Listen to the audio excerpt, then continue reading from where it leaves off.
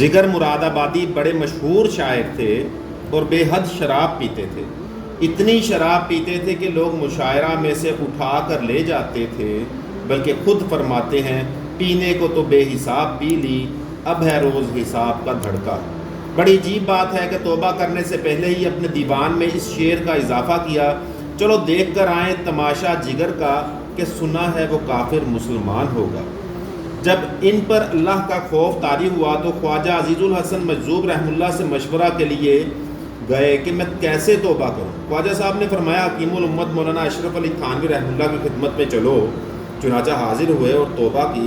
हज़रत से 4 दुआओं की दरख्वास्त की, मैं शराब छोड़ दूँ, नंबर 2 दाढ़ी रख लूँ, नंबर 3 हज कर रहा हूँ, और नंबर 4 अल्लाह ताला मेरी मग़फ़िरत फरमा दे।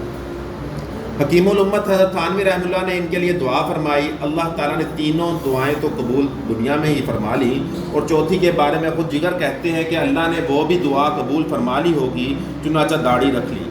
अल्लाह ने हज भी नसीब फरमा दिया और शराब भी छोड़ दी।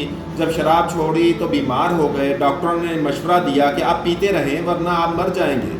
उन्होंने पूछा कि अगर पीता रहूं तो कितने साल ज़िंदा रहूँगा। डॉक्टरों ने कहा 2-4 साल तक ज़िंदा रह सकते हैं।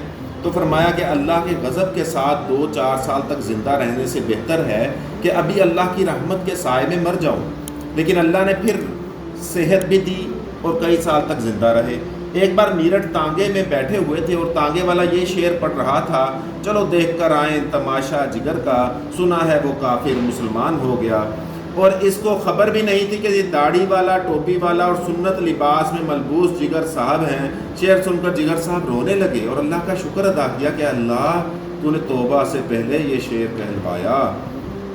हमारे चैनल को लाइक करें, सब्सक्राइब करें। बहुत शुक्रिया।